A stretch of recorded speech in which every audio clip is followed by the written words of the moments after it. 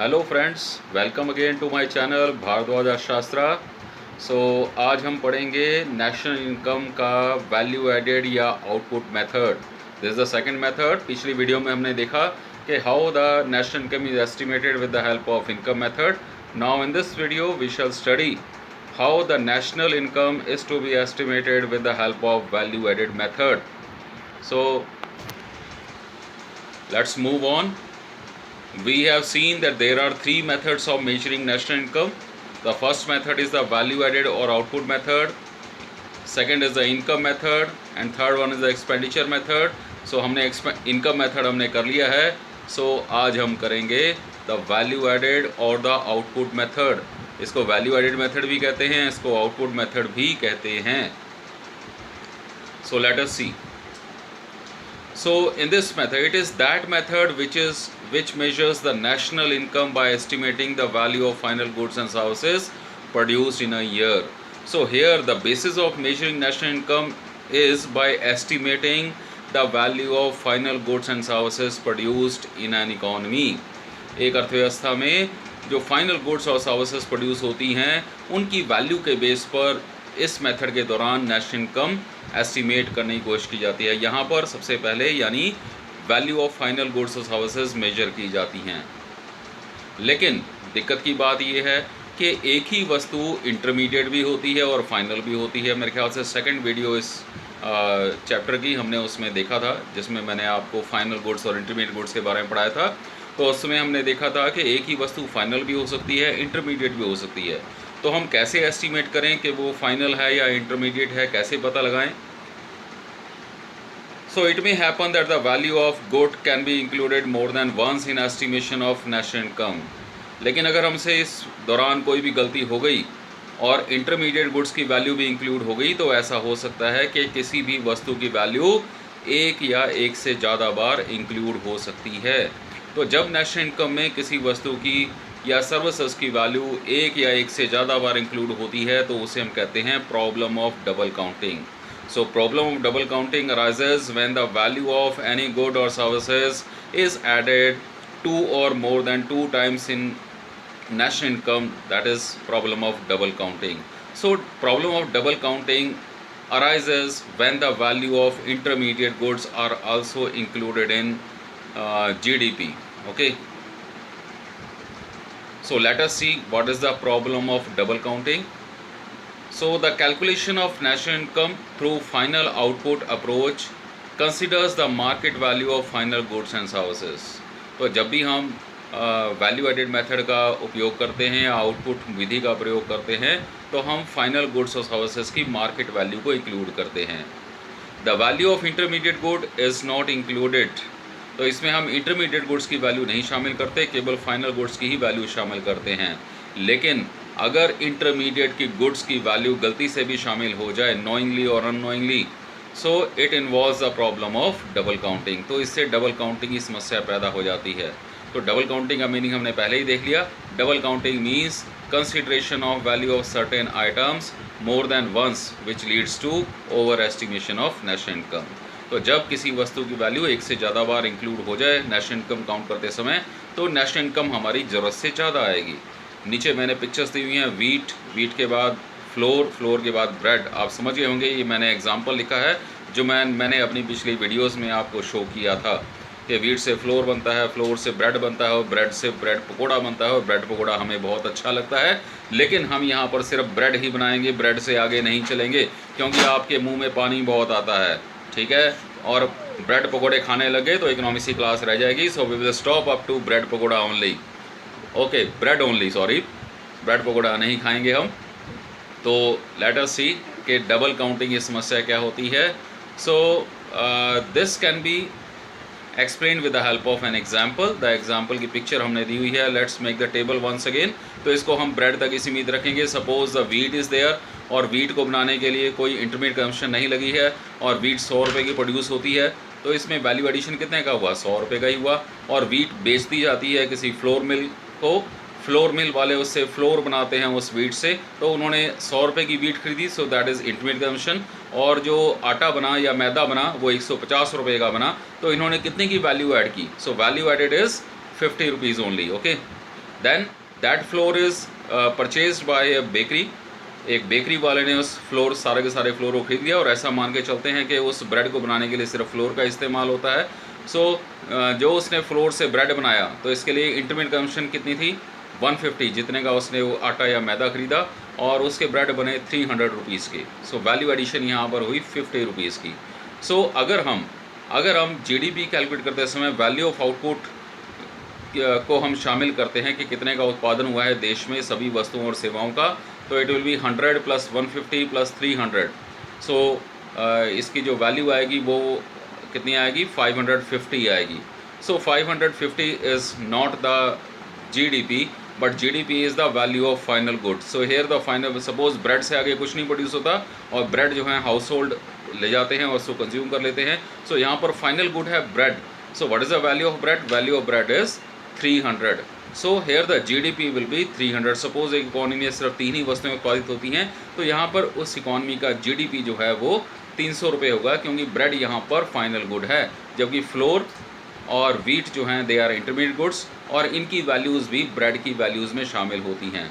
लेकिन अगर हम इसका जीडीपी गलती से 550 कैलकुलेट कर लेते हैं, यानी वैल्यू ऑफ आउटपुट्स, वीट का आउटपुट और फ्लोर का आउटपुट और ब्रेड तीनों के आउटपुट का वैल्यू हम शामिल कर लेते हैं, तो ऐसा करने से वीट की जो वैल्यू होगी वो 3 बार इंक्लूड हो जाएगी। एक तो वीट की अपनी वैल्यू, फ्लोर की वैल्यू में भी वीट की वैल्यू इंक्लूडेड है, और ब्रेड की वैल्यू में भी वीट की वैल्यू इंक्लूडेड है। Similarly, the value of flour may be included 2 times in 550. So the best way uh, to overcome this method, double counting, so how it can be avoided? So two things are there. Either we take the value of final goods, that is the 300, so 300 will be GDP, or we take the sum of value added at each level. अगर हम हर level का value added plus करें तो उसका total भी value of final goods के बराबर ही आता है। So these are the 2 methods to avoid the problem of double counting. So how double counting can be avoided? So double counting can be avoided by taking only the value of final goods, not the value of intermediate goods. And second thing, by taking the sum of total of value addition done by each unit of production. तो हम क्या कर सकते हैं कि हर जो unit है उन्होंने कितनी वैल्यू एडिड की है अपनी प्रोडक्शन के दौरान, तो उसका हम सम टोटल ले सकते हैं। Okay, now value added method हम कैसे करते हैं? तो वैल्यू एडेड मेथड में first what we do, we इसमें 2 टर्म्स आती हैं, एक डोमेस्टिक प्रोडक्ट, एक national product. So what is domestic product? तो डोमेस्टिक प्रोडक्ट जो होता है, domestic product is the sum total of value of final goods and services produced within the domestic territory. So remember, we take the value of final goods and services and that too produced within the domestic territory. जब domestic territory की बात आती है, क्योंकि ये domestic product है, that's why we take the value of final goods and services produced within the domestic territory of a country in a year, and it is equal to GDP at market price.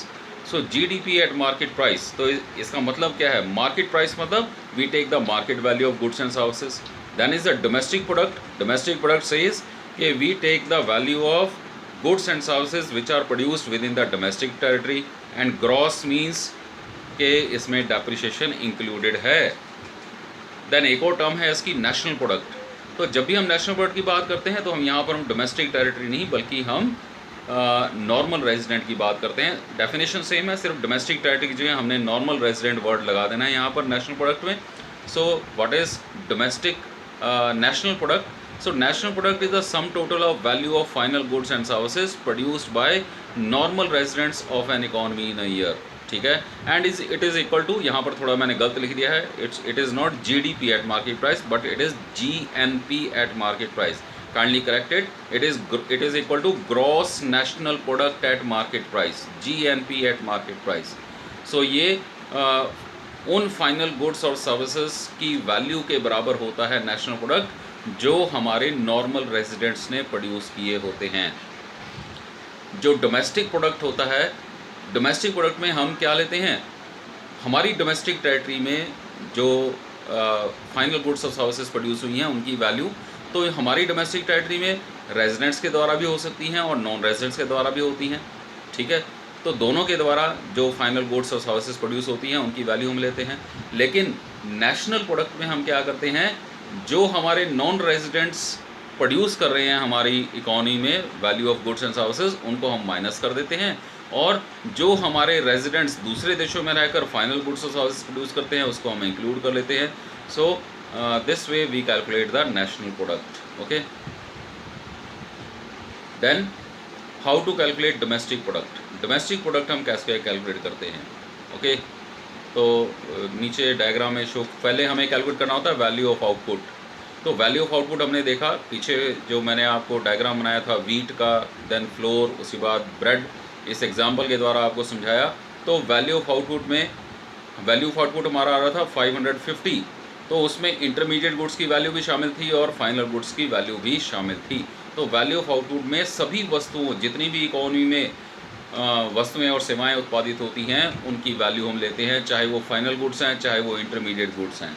Okay, so value of output is calculated by taking the sum of value of all goods and services produced within the domestic territory of a country in a year.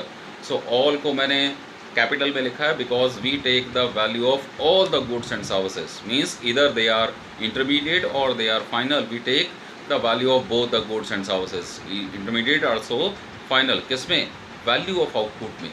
okay, then जो value of output है हम इसको लिख सकते हैं, value of output is the sum of sales plus and change in stock of all the production units in the economy. यानी सभी की सभी उत्पादन इकाइयों का यदि हम सेल्स और उनका चेंज इन स्टॉक का सम ले लें, जोड़ ले लें, सम टोटल ले लें, so that is equal to value of output. So in formula shape it is equal to value of output is equal to sales plus change in stock. हमें पता है कि चेंज इन स्टॉक क्या होता है, closing stock minus opening stock. So this is how value of output is calculated. Now value of output से फिर हम डोमेस्टिक प्रोडक्ट की तरफ चलेंगे उसको बनाते हुए. तो वैल्यू ऑफ प्रोडक्ट के बाद हम क्या करेंगे, हम ग्रॉस वैल्यू एडेड निकालेंगे हर प्रोडक्शन यूनिट की.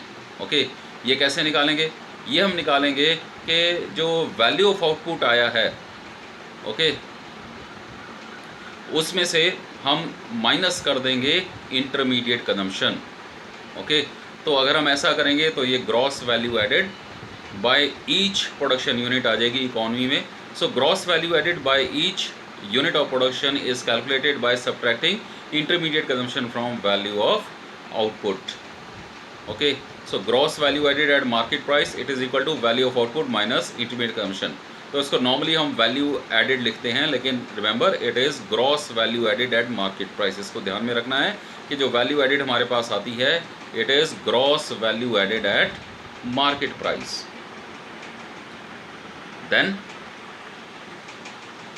Gross value added at market price by each unit within the domestic territory is added and it become GDP at market price. अगर इकोनॉमी की डोमेस्टिक टेरिटरी में सभी यूनिट्स की हम gross value added को plus कर दें तो ये जो हमारे पास इनका सम टोटल आएगा वो आएगा GDP at market price. Remember GDP at market price पे हमने क्या किया, वैल्यू ऑफ आउटपुट में से इंटरमीडिएट कंजम्पशन माइनस कर दी, यानी हमने वैल्यू एडेड लिया.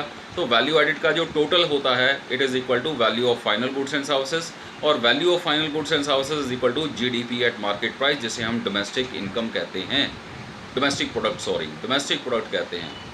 ओके, नाउ डोमेस्टिक प्रोडक्ट हमारे पास आ गया GDP एट मार्केट प्राइस. अब हमने उसको नेशनल इनकम में चेंज करना है. नेशनल इनकम यानी NNP एट मार्केट प्राइस. तो देखो हमने किस किस को किस में चेंज करना है, यानी हमने ग्रॉस को नेट में चेंज करना है, डोमेस्टिक प्रोडक्ट को नेशनल प्रोडक्ट में चेंज करना है, और मार्केट प्राइस को यहाँ पर भी मैंने गलत लिख दिया है, please kindly corrected. National income is NNP at factor cost, यानी हमने मार्केट प्राइस को फैक्टर कॉस्ट में चेंज करना है. Okay, kindly corrected, it is not NNP at market price but it is NNP at factor cost.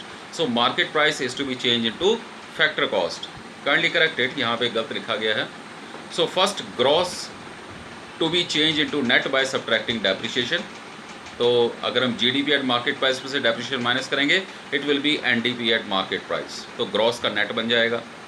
Then हम market price को factor cost में change करेंगे. कैसे चेंज करेंगे, by subtracting net indirect taxes from it.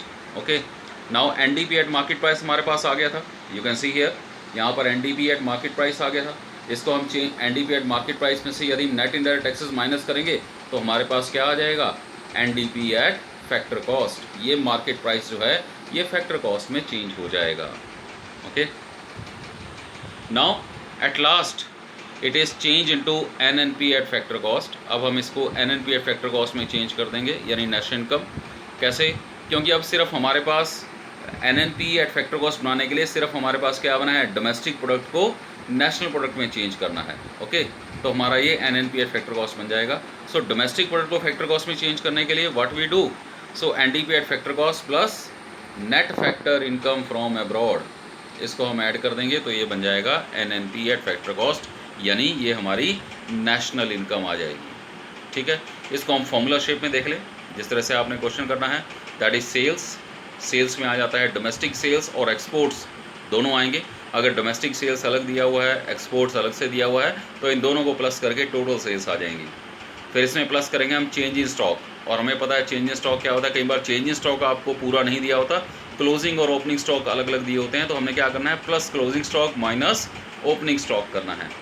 Then आ गया value of output, तो इन दोनों को प्लस करने से हमारे पास आया वैल्यू ऑफ आउटपुट।